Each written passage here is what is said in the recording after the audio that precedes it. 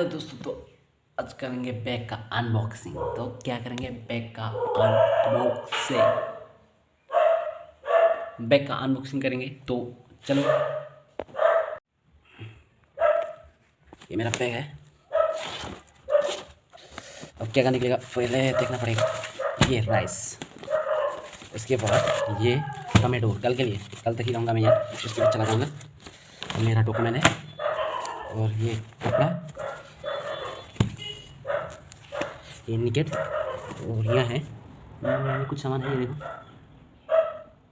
Pen, इसके से, और यहाँ भी कुछ बुक्स है, और यहाँ बुक है। तो इतना है। तो ओके, बाय बाय, टाटा।